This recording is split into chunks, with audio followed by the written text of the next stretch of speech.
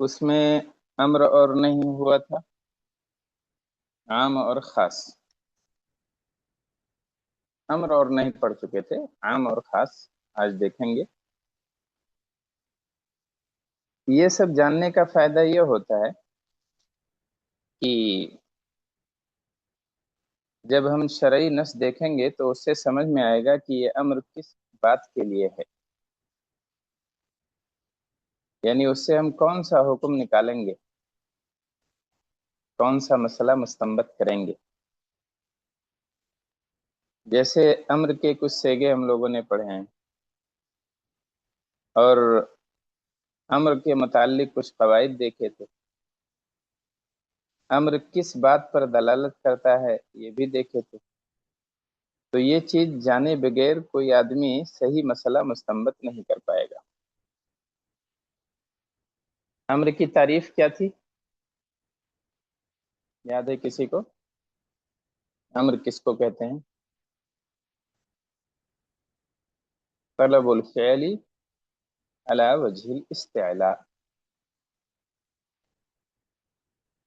امر کے بہت سے سیغے ہیں، 4 سیغے پڑھے تھے ہم لوگ، اور کچھ مثالیں بھی ذہن میں رہنی چاہیے۔ سب سے پہلے تو فعل امر ہے، جیسے کوئی کہے اقرا یا اصبر، یا اللہ تعالیٰ کہتا ہے اقیم الصلاۃ، یہ سب امر کا صیغہ ہے، آرڈر کا ہے۔ ایسے ہی اس میں فعل امر ہے، آمین وغیرہ ہم کہتے ہیں، حی علی الصلاح کہتے ہیں۔ اور پھر فعل کا نائب مصدر بھی، جیسے فضرب الرقاب یا صبرا فی الشدائد۔ لام امر ہے، وہ لام جو امر کے لیے ہوتا ہے، لِتُؤْمِنُوا بِاللَّهِ وَرَسُولِهِ، لِتُؤْمِنُوا بِاللَّهِ وَرَسُولِهِ، لِيُنْفِقْ ذُو سَعْةٍ مِّن سَعْتِهِ، لِيَذْهَبْ اسے جانا چاہیے، لِتَذْهَبْ آپ کو جانا چاہیے، یا لِتَأْتِي آپ کو آنا چاہیے۔ تو یہ سب صیغے ہیں امر کے، اور یہ ہم لوگوں نے پڑھا تھا کہ یہ وجوب پر دلالت کرتا ہے مطلق طور پر، لیکن اگر کوئی قرینہ آ جائے، کوئی سیاق اور سباق آ جائے جو اس کو وجوب سے نکال کر کسی اور معنی کی طرف لے جاتا ہے، جیسے تہدید وغیرہ ہے، دھمکی۔ اللہ تعالیٰ نے کہا ہے قرآن میں، یہ اعملوا ما شئتم، جو کرنا ہو کرو۔ کوئی یہ نہیں کہے گا کہ یہاں امر کا صیغہ ہے، لہذا اب اللہ تعالیٰ نے اجازت دے دی ہے کہ جو کرنا ہو کرو، جو کھانا ہو کھاؤ۔ یہ سب جو تفصیلات ہیں یہ ہم اسی لیے پڑھ رہے ہیں تاکہ صحیح مسئلہ شرعی نصوص سے مستنبط کر سکیں۔ امر وجوب کے لیے ہوتا ہے، اصلاً امر میں فوراً کرنے کا تقاضا ہوتا ہے، اور امر تکرار کا مطالبہ کرتا ہے۔ نہیں کی بھی تعریف طلب الکف علی وجہ استعلاء، اور نہیں کے کچھ صیغے تھے مضارع پر لائے نہیں آئے، جیسے لا تقربوا یا لا تقتلوا، لا تلعبوا۔ نہیں کا صیغہ ہے، جیسے نہا رسول اللہ صلی اللہ علیہ وسلم عن کذا و کذا۔ تحریم کا صیغہ ہے، حرمت علیکم امہاتکم، یا لا یحل وغیرہ جیسا صیغہ ہے، لا یحل لکم تمہارے لیے حلال نہیں ہے، لا یحل دم امرئ مسلم، مسلمان آدمی کا خون حلال نہیں ہے، لا یحل مال امرئ مسلم، کسی مومن کا مال حلال نہیں ہے۔ یا کہیں وعید ہے اس کام کے کرنے پر، اس کے کرنے پر کفارہ واجب ہو جائے، کوئی حد متعین ہو جائے، یا یہ کہا جائے کہ یہ فاسقوں کا عمل ہے، یا کہا جائے کہ شیطانوں کا کام ہے، تو یہ بھی روکنے کا انداز ہے۔ نہیں اصل تحریم کے لیے ہوتا ہے، اور نہیں فساد کا تقاضا کرتا ہے، یعنی اس کے بطلان کا، خراب۔ اب اس کے بعد عام اور خاص یہ بھی بہت اہم ہے، جیسے امر اور نہیں تھا، اب عام اور خاص، یہ آج کا ہمارا سبق ہے۔ عام کی تعریف، ایک ہے عام اور ایک عام۔ عام کی تعریف ہوگی تو کہیں گے وہ پھلوں کا راجا، بڑا سا جھاڑ ہوتا ہے، خوب سارے پتے ہوتے ہیں، خوب سارا پھل آتا ہے، گرمی کا موسم ہے، وہ عام کی تعریف ہوگی۔ اور یہ عام ہے، عام لفظ یستغرق الجمیع، یہ عین والا عام لفظ یستغرق الجمیع، ایسا لفظ جو تمام چیزوں کو شامل ہو، جو سبھی کو شامل ہو، وہ لفظ جو بغیر حصر کے تمام افراد کو شامل ہو۔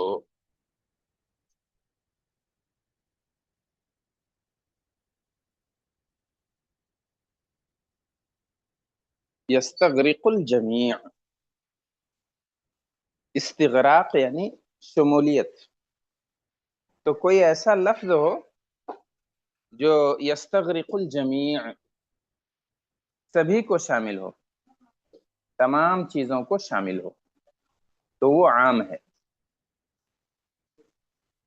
کچھ الفاظ اس کے لیے ہیں، کچھ متعین ہیں الفاظ، صیغ عموم عموم کا صیغہ نیچے دیا ہوا ہے، 5 قسم کے صیغے یہاں بتائے گئے ہیں۔ تعریف آسان ہے اس کی، عام کہتے ہیں جو سب کو شامل ہو، سب کو عام ہو، کوئی ایسا لفظ ہو جس میں تمام لوگ شامل ہو جائیں۔ جیسے ہم مسلمان کہتے ہیں، تو جب یہ لفظ بولا جاتا ہے تو اسلام لانے والے جتنے بھی لوگ ہیں سب اس کے ضمن میں آ جاتے ہیں۔ چھوٹا سا لفظ ہے لیکن 7 ارب مسلمانوں کو شامل ہو جاتا ہے۔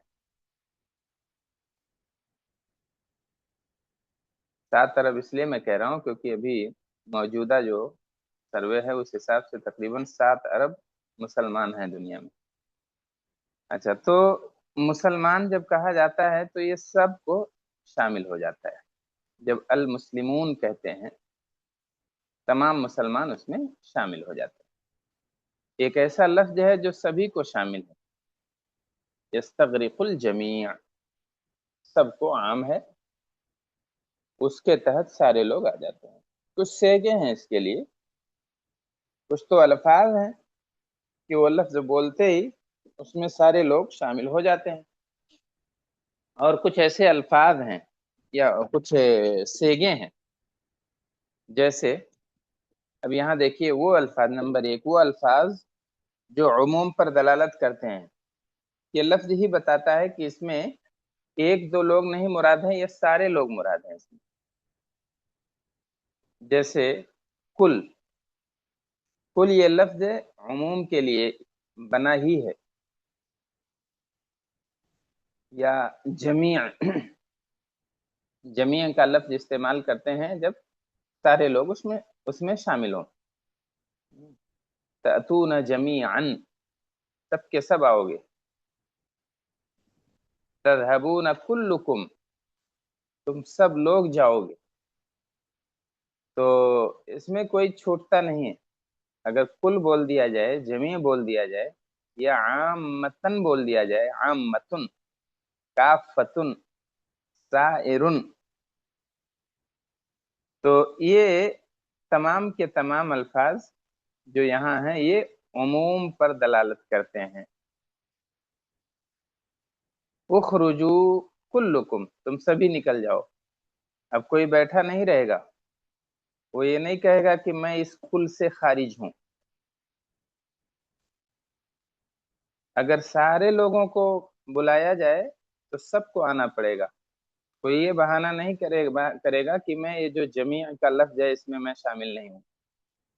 عامتن سبھی کو آنا ہے. دعوی عامہ،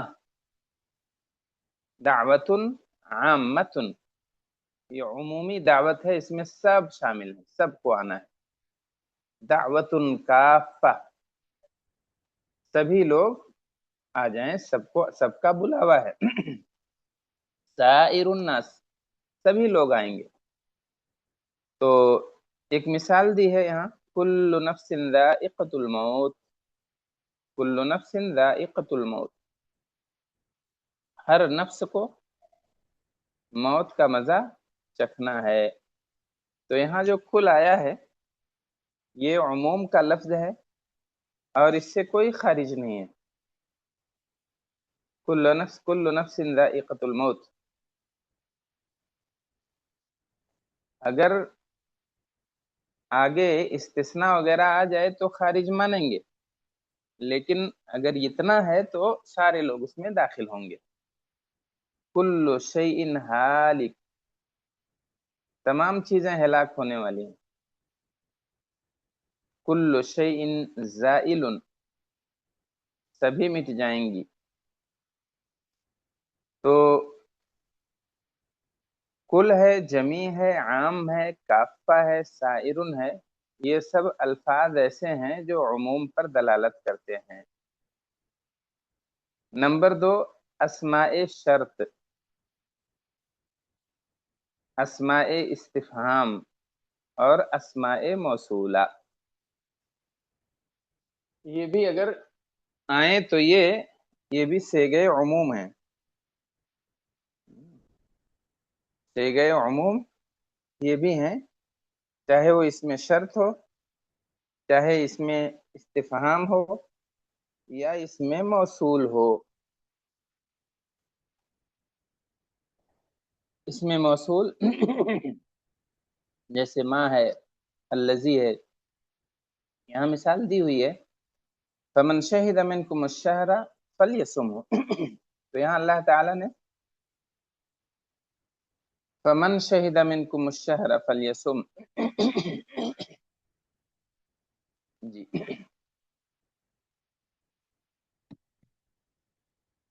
اللہ تعالی نے اسماء شرط، اسماء استفہام اور اسماء موصولہ. موصولہ ہے جیسے ما عندکم باق، یا ما عندکم ینفد، اور فأین تذهبون، یہ اس میں استفہام ہے. اور فمن شہید منکم الشہر فلیصم، یہ اس میں شرط ہے. تینوں کی مثال یہاں موجود ہے. فمن شہید منکم الشہر فلیصم، تم میں سے جو بھی حاضر ہو اس مہینے میں، یعنی رمضان کا مہینہ، جسے بھی مل جائے، جو بھی موجود ہو لیکن مکلف ہو، فلیصم، تو اسے روزہ رکھنا چاہیے. فمن شہد منکم الشہر فلیصم، تو یہ جو من ہے اس میں سارے لوگ شامل، اور اس خطاب میں تمام لوگ داخل ہیں جنہیں زندگی ملے اور ماہ رمضان آ جائے. ایسے ہی فَأَيْنَ تَذْهَبُونَ، فَأَيْنَ تَذْهَبُونَ، کہ تم جہاں بھی جاؤ.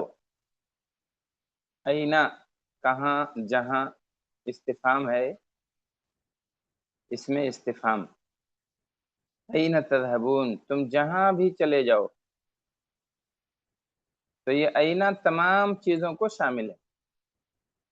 ما عندکم ینفد، جو بھی تمہارے پاس ہے، ینفد، وہ فنا ہو جائے گا.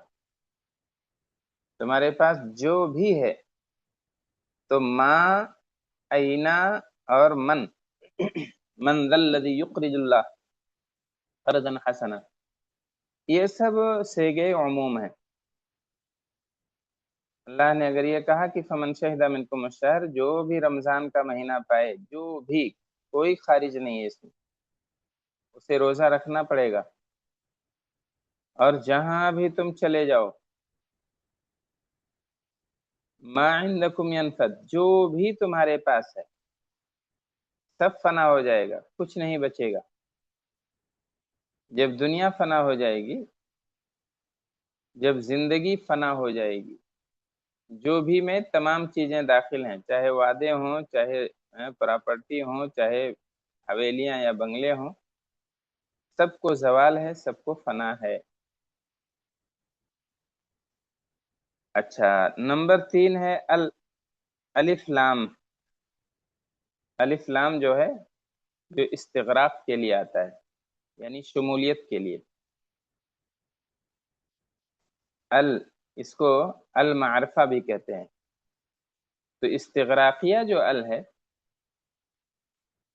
وہ صیغہ عموم ہے، جیسے ہے انسان، اسی پر داخل ہو گیا ہے الف لام، تو مطلب یہ ہو گیا کہ اب یہ انسانیت میں جتنے لوگ شامل ہیں سب مراد ہیں۔ ان الانسان لفی خسر الا الذین آمنوا، تو اب اگر استثناء کیا جائے گا تبھی نکلیں گے، ورنہ مراد تمام کے تمام لوگ ہوں گے۔ اسی لیے ترجمہ یہ کیا جاتا ہے کہ سارے کے سارے انسان خسارے میں ہیں۔ تو اور ایک دوسری مثال بھی ہے، خلق الانسان ضعیفا، الانسان ضعیف پیدا کیا گیا ہے، کمزور پیدا کیا گیا ہے، نازک سا بدن ہے، اور آدمی مضبوط سمجھتا ہے، لیکن اس کی کمزوری تب سمجھ میں آتی ہے جب کوئی حادثہ ہوتا ہے۔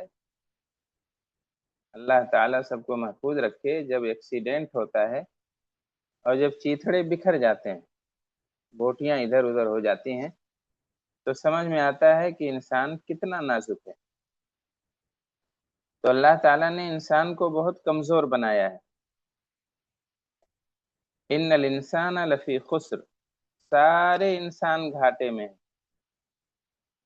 تو یہ نمبر 3 الف لام جو استغراق کے لیے ہے، وہ بھی صیغہ عموم ہے۔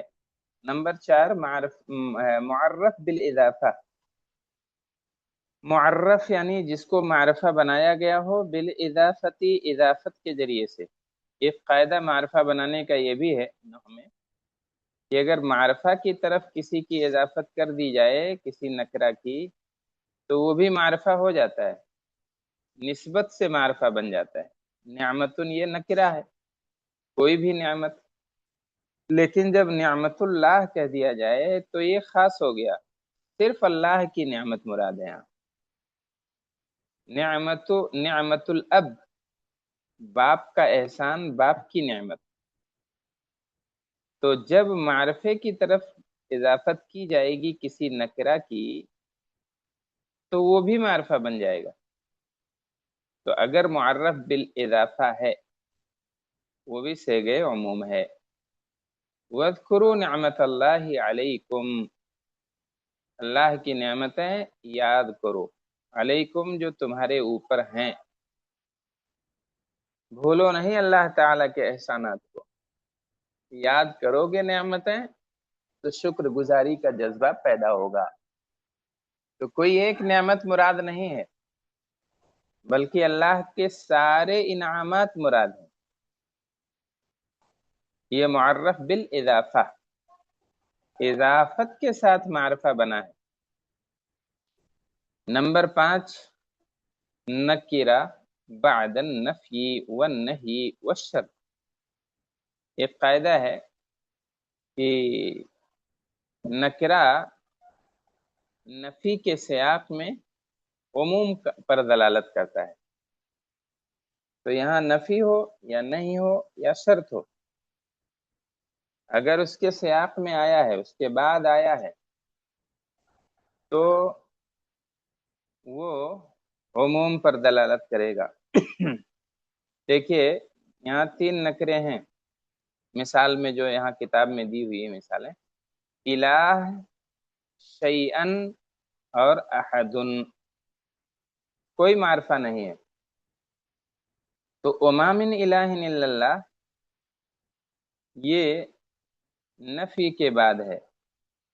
نفی کے بعد اگر نکرہ آتا ہے تو عموم پر دلالت کرے گا. وما من الہ، کوئی بھی الہ نہیں ہے، کوئی بھی معبود نہیں ہے، الا اللہ، سوائے اللہ کے. تو یہاں تمام معبودوں کی، تمام خداؤں کی، تمام اصنام کی نفی کی گئی ہے. ما نافیہ ہے، اسی کے بعد الہ نکرہ آیا ہوا ہے.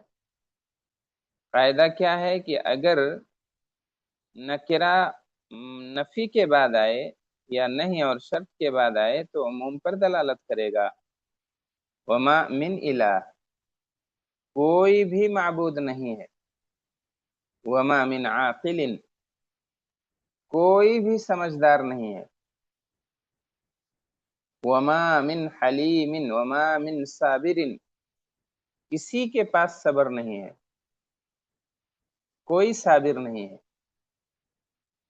وما من عاقل، کوئی عاقل نہیں ہے. وما من الہ، کوئی بھی معبود نہیں ہے، الا اللہ، سوائے اللہ کے. ولا تشرکوا بہ شیئا، تو یہ نہیں ہے، روکا گیا ہے. اور نہیں ہم لوگ پڑھ کے آئے ہیں طلب الکفی علی وجہ الاستعلاء، تو یہاں آرڈر اللہ کا ہے، آمرانہ ہے، بڑے کی جانب سے مطالبہ ہے نہ کرنے کا، تو یہ نہیں ہے. ولا تشرکوا، تم لوگ شرک مت کرو، بھی اللہ کے ساتھ، شیئن، کچھ بھی نہ کرو. شیئن اسی لیے ترجمہ کیا جاتا ہے کہ کچھ بھی شرک نہ کرو. یہ کچھ بھی کیوں آیا؟ اس لیے کہ یہ نکرہ ہے اور نہیں کے بعد آیا ہوا ہے. تو اگر یہ قاعدہ نہیں معلوم ہوگا تو ترجمہ کیسے آپ کر پائیں گے؟ اگر یہ ضابطہ نہیں سمجھیں گے تو کیسے مطلب نکالیں گے؟ کیسے کہیں گے کچھ بھی شرک مت کرو؟ ولا تشرکوا بہ شیئا، اللہ تعالیٰ کے ساتھ شرک مت کرو، شیئن، کچھ بھی. جو ضابطہ نہیں جانے گا وہ کہہ دے گا کہ اللہ تعالیٰ کے ساتھ شرک مت کرو تھوڑا سا، یعنی تھوڑا شرک مت کرو، بھرپور کر لو، ہوس مٹانے تک کرو. تو ایسا بھی ترجمہ کوئی کر دے گا تو ہم اس کا رد کیسے کریں گے؟ کہیں گے دیکھیے ضابطہ یہ ہے کہ نکرہ اگر ہے اور نہیں کے بعد آیا ہوا ہے، نہیں کے سیاق میں آیا ہے، تو اس کا ترجمہ کریں گے عموم کا، یعنی کچھ بھی شرک نہیں کرنا ہے اللہ کے ساتھ. وَإِنْ أَحَدٌ مِّنَ الْمُشْرِكِينَ اسْتَجَارَكَ فَأَجِرْهُ. وَإِنْ أَحَدٌ، یہ دیکھیے وَإِنْ، یہ شرط ہے. وَإِنْ أَحَدٌ مِّنَ الْمُشْرِكِينَ، مشرکین میں سے کوئی بھی، احدن یعنی ایک، تو مشرکین میں سے ترجمہ کیسے کر رہے ہیں؟ وہ لوگ ترجمہ صحیح کریں گے جو جانتے ہیں کہ یہ عموم کا صیغہ ہے. نکرہ اگر شرط کے بعد آتا ہے تو وہ عموم پر دلالت کرتا ہے، تو وہ لوگ ایسے ترجمہ کریں گے کہ مشرکین میں سے کوئی بھی، چاہے کالا ہو گورا ہو، چھوٹا ہو بڑا ہو، مومن ہو کافر ہو یا مشرک ہو، جو بھی ہو، اگر استجارک فاجر، آپ سے پناہ طلب کرتا ہے تو اسے پناہ دے دیا کرو. کوئی پناہ مانگتا ہے، پناہ دے دو. کوئی صلح چاہتا ہے، سمجھوتا کر لو. یہ ہمارے دین کی رواداری ہے. تو اب ہمیں سیغوں پر نظر رکھنا ہے. عام کی تعریف معلوم ہو گئی کہ ایسا لفظ جو سب کو شامل ہو، وہ لفظ جو بغیر حصر کے تمام افراد کو شامل ہو، بغیر حصر، بغیر گنے ہوئے، بغیر چھانٹے ہوئے. سیغے عموم، یہاں 5 سیغوں کا تذکرہ کیا گیا ہے.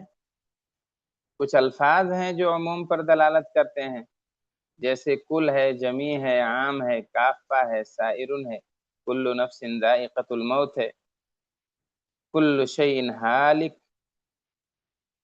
اسماء شرط ہے، اسماء استفہام اور اسماء موصولہ ہیں، یہ بھی صیغہ عموم ہے، عموم پر دلالت کرتے ہیں۔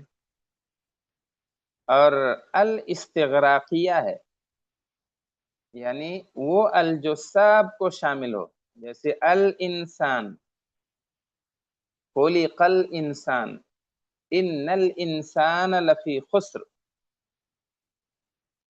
اور عموم کا صیغہ کیا ہے؟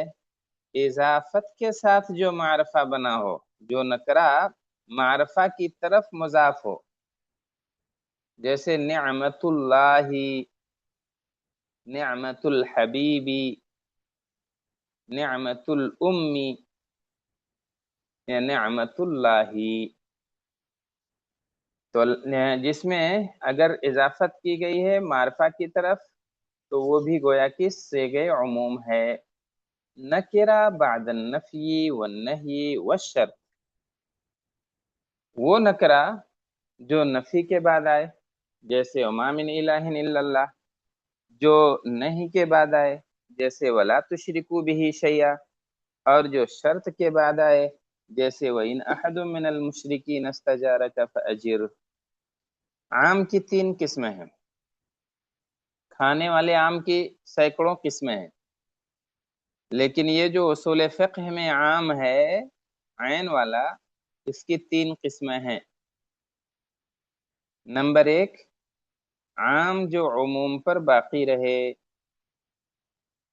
جیسے حرمت علیکم امہاتکم۔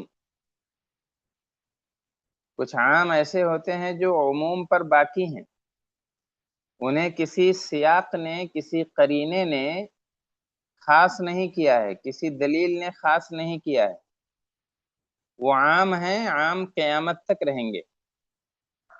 حرمت علیکم امہاتکم، تمہاری ساری مائیں تمہارے اوپر حرام ہیں۔ اب ماں چاہے اصل ہو یا ماں وہ ہو جس کی کوکھ سے آدمی نے جنم لیا ہے۔ اصول امہات یعنی جو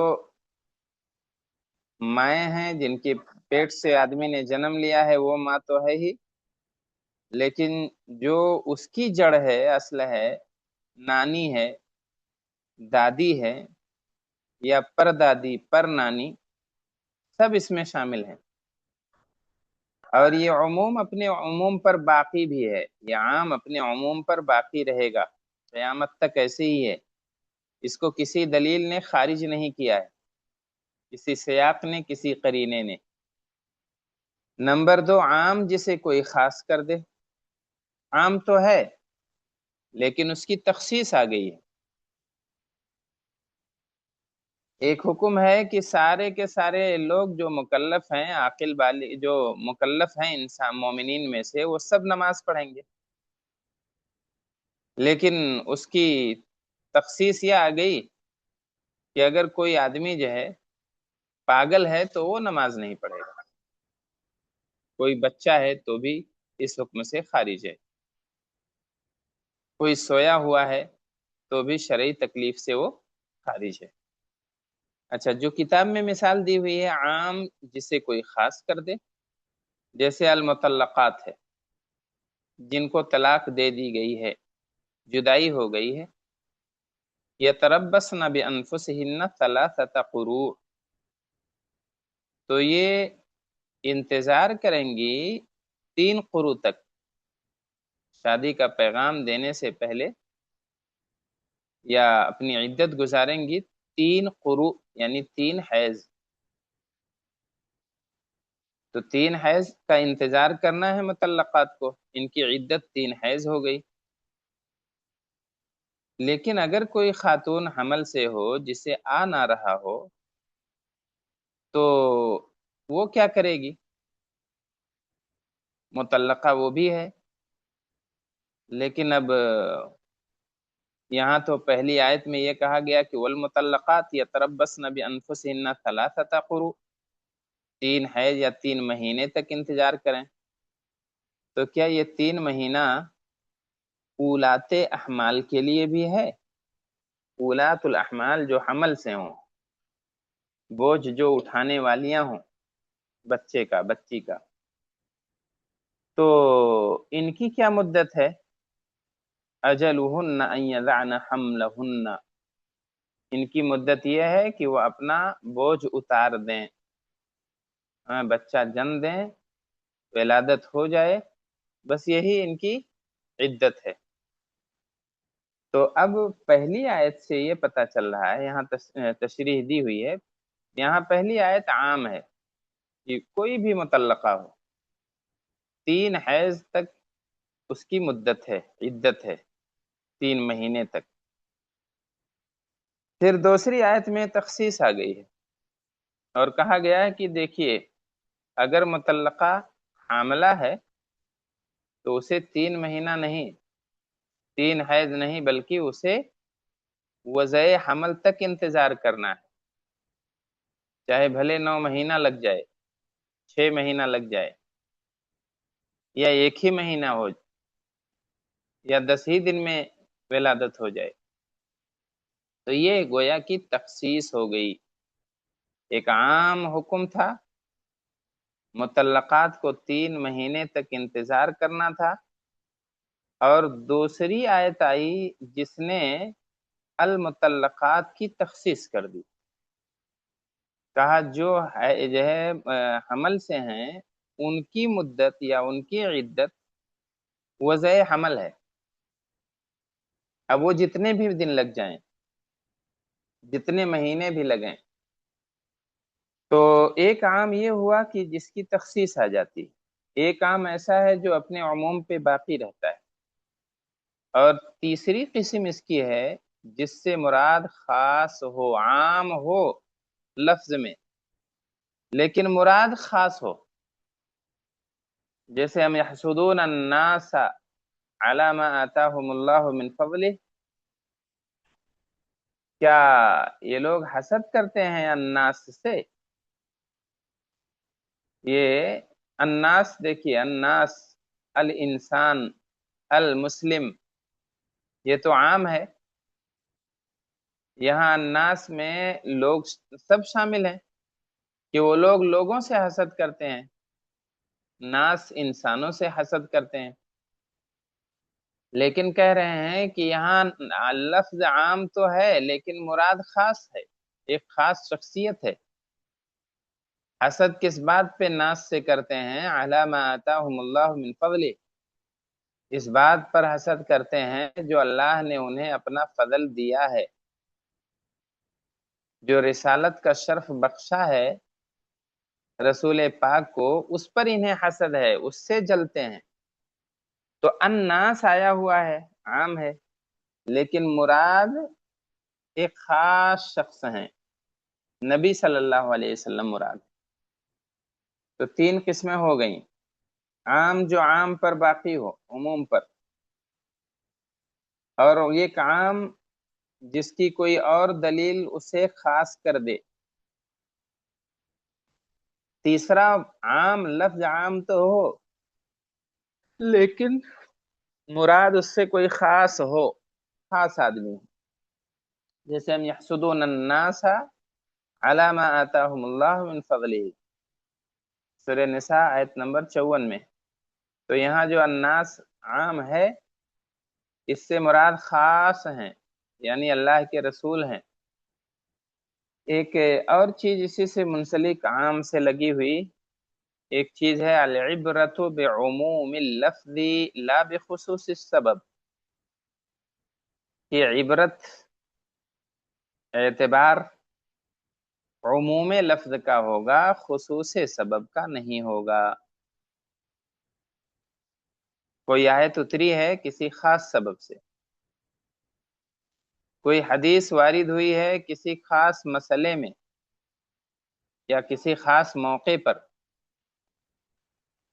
تو اب اس سے وہی خاص واقعہ مراد نہیں ہوگا، کوئی خاص سبب مراد نہیں ہوگا، بلکہ عموم لفظ کا اعتبار ہوگا۔ مثال سے ابھی بات واضح ہو جائے گی، یعنی حکم میں لفظ عام کا اعتبار ہوگا، سبب خاص کا نہیں۔ جیسے قرآن مجید میں آیت زہار اس وقت نازل ہوئی جب اوس بن صامت رضی اللہ عنہ نے اپنی بیوی خولہ بنت ثعلبہ رضی اللہ عنہا سے زہار کر لیا، کہا انتی علیہ کظہر امی، کہ اب تو میری ماں کی پیٹھ کی طرح ہو گئی ہے میرے اوپر، انتی علیہ میرے لیے، تم ہو گئی ہو کظہر امی میری ماں کی پشت کی طرح۔ جیسے ماں کی پیٹھ پر سوار نہیں ہو سکتا آدمی، اور اس کے لیے حلال نہیں ہے اس کی پشت، تو ایسے ہی بیوی کو بھی کوئی کہہ دے کہ تم میری ماں کی طرح ہو تو یہ زہار ہے۔ اگر ایسے کوئی کہہ دے کہ انتی علیہ کظہر امی، چاہے اپنے ماں کے کسی خاص عضو کا کسی خاص حصے کا نام لے یا پوری ماں کی طرح کہے انتی علیہ کا امی، یعنی کسی خاص پارٹ کا نام لے یا پوری ماں کا ذکر کرے، بہن کا ذکر کرے، بیٹی کا ذکر کر دے، یہ حرام ہے اس کے لیے، تو یہ زہار ہے۔ زہار اوس بن صامت نے کیا تھا، اپنی بیوی خولہ بنت ثعلبہ سے کیا تھا۔ آیت کریمہ انہی کے بارے میں اتری ہے۔ سورہ مجادلہ کی ابتدائی 4 آیات نازل ہوئیں تو ایک خاص سبب سے اتری تھی آیت زہار، مگر یہ آیات اب صرف اوس بن صامت اور ان کی بیوی خولہ بنت ثعلبہ کے لیے خاص نہیں رہ گئی، بلکہ عموم مراد ہوگا، یعنی قیامت تک جو بھی زہار کرے گا ان سب کا یہی حکم ہوگا کہ زہار کرنے والا اپنی بیوی سے اس وقت تک رجوع نہیں کر سکتا جب تک کہ وہ کفارہ ادا نہ کرے، اور کفارہ بھی بہت سخت ہے۔ ایک غلام آزاد کرے، یا 2 مہینے مسلسل روزہ رکھے، یا پھر 60 مسکینوں کو کھانا کھلائے، تو یہ کفارہ وہی ہے جو رمضان میں روزہ توڑنے کا کفارہ ہے۔ اور روزہ کیسے توڑا ہے؟ بیوی کے ساتھ تعلق بنایا ہے تو اگر مجامعات سے روزہ ٹوٹا ہے تو کفارہ یہی والا دے گا، غلام آزاد کرے یا 2 مہینہ روزہ رکھے مسلسل یا 60 مسکینوں کو کھانا کھلائے۔ تو یہاں کہنا یہ چاہ رہے ہیں مثال سے کہ العبرہ بعموم اللفظ لا بخصوص السبب، کہ اعتبار العبرہ اعتبار ہوگا عموم لفظ کا نہ کہ خصوص سبب کا، یعنی خاص سبب کا اعتبار نہیں ہوگا۔ یہ جو زہار والی آیت ہے جو اوس ابن صامت کے بارے میں آئی تھی، انہوں نے اپنی بیوی خولہ بنت ثعلبہ کو انتی علیہ کظہر امی کہہ دیا تھا غصے میں، تو خولہ آئی، پریشان تھیں، گھبرائی ہوئی تھیں، اللہ کے رسول صلی اللہ علیہ وسلم سے اپنا مسئلہ بیان کیا تو آپ نے کہا اب تو تمہیں جدائی تو ہو گئی ہے، جب انہوں نے یہ بات کہہ دی ہے تو میں کیا کر سکتا ہوں، لیکن وہ ضد کر رہی تھی، کہہ رہی تھی میری جوانی انہوں نے کھائی ہے اور میرے پیٹ کو اپنی اولاد کا مرکز بنایا ہے، اب جب میں بوڑھی ہو گئی ہوں تب انہوں نے مجھے چھوڑ دیا، تو اب میں کہاں جاؤں، کس کا سہارا ہے؟ اللہ کے رسول صلی اللہ علیہ وسلم پر آیت نہیں اتری تھی تو وہ کہہ رہی تھی پھر میں اللہ سے شکایت کروں گی۔ حضرت عائشہ رضی اللہ عنہا کہتی ہیں کہ گھر میں بحث چل رہی تھی، لیکن مجھے نہیں آواز آ رہی تھی کہ کیا وہ کہہ رہی ہیں، کس بات پہ تکرار ہو رہی ہے، لیکن 7 آسمان کے اوپر اللہ تعالیٰ ان کی بات سن رہا تھا، اور اس وقت آیت زہار نازل ہوئی، یعنی سورہ مجادلہ کی 4 ابتدائی آیات اتری اور وہ ایک خاص سبب سے اتری تھی۔ وہ بوڑھے اوس ابن صامت اور بوڑھی خولہ بنت ثعلبہ کے بارے میں آیت اتری تھی، لیکن مراد عموم لفظ کا رہے گا، عبرت اعتبار عموم لفظ کا ہوگا، اور اب وہ سب پہ فٹ ہوں گی، وہ چیز سب کے لیے وہی حکم ہوگا، اور اگر کوئی ایسا کرتا ہے تو پھر اسے کفارہ ادا کرنا ہوگا، اور انتہائی سخت قسم کا کفارہ ہے۔ اس میں ایک مسئلہ یہ بھی ہے کہ اگر کوئی یہ کہے کہ 10 دن تم میرے لیے میری ماں کی پیٹھ کی طرح ہو گئی ہو، تو اب اس میں اس کو کہتے ہیں زہار موقت۔ تو اب اس میں کیا ہوگا؟ اب اگر 10 دن گزارے دور رہے اور اس کے پاس نہ جائے، تو پھر اس میں بہت سارے اقوال ہیں، لیکن صحیح بات یہ ہے کہ اگر زہار موقت ہے تو پھر وہ 10 دن پورا کرے، مہینہ بھر کا کہا ہے تو مہینہ بھر پورا کر لے، اور اس کے بعد پھر اپنی بیوی سے تعلق قائم کرے جیسے پہلے رہتا تھا، تو اس پر کوئی کفارہ وغیرہ نہیں ہے۔ لیکن اگر 10 دن کا کہا ہے اور بیچ میں ہی معاملہ کچھ گڑبڑ ہو گیا تو پھر کفارہ اسے دینا پڑے گا۔ جی، خاص یہ تو عام ہو گیا، اب خاص خاص کی تعریف عام کے مقابلے میں لفظ یدل علی محصور، ایسا لفظ ہے جو محدود پر دلالت کرے، محصور پر دلالت کرے، کچھ ہی لوگوں پر دلالت کرے، سب پہ نہیں۔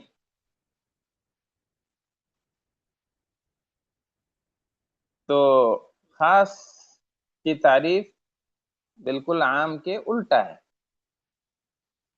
خاص کی مثال ایک دیکھیے، والمطلقات یتربصن بانفسهن ثلاثة قروء وولاة الأحمال أجلهن أن يضعن حملهن، سورہ طلاق۔ یہ مثال گزر چکی ہے، تو جب عام و خاص کی بات آئے تو وہی مثال عام میں بھی چلے گی، وہی خاص میں بھی چلے گی۔ مطلقات انتظار کریں گی 3 قروء، 3 قروء تک، 3 حیض تک، 3 مہینے تک۔ تخصیص آ رہی ہے وہ اولاۃ الاحمال، لیکن جو حمل والی ہیں خواتین، اجلہن، تو ان کی مدت، ان کی اجل، ان کی عدت یہ ہے ان یضعن حملہن، کہ وہ اپنا حمل جن دیں، وضع کر دیں، یعنی وضع حمل یہ اولات احمال کی عدت ہے۔ تو تخصیص ہو گئی، مطلقات 3 مہینہ انتظار کریں گی، لیکن اب یہاں تخصیص آ گئی ہے کہ حمل والی وضع حمل تک رہیں گی، انتظار کریں گی، اب وہ جتنا بھی ہو۔ تو پہلی آیت عام ہے کہ مطلقہ عورت کی عدت 3 ہے، مگر دوسری آیت اسے خاص کرتی ہے کہ اگر مطلقہ عورت حاملہ ہو تب اس کی عدت وضع حمل ہے۔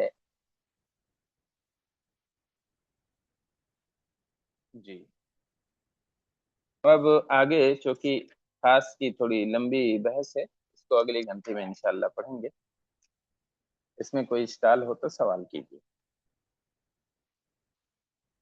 آسان ہے، کوئی مسئلہ نہیں ہے اس میں، عام کی تعریف ہے، اور عام کا سیگا ہے، اور عام کی قسمیں۔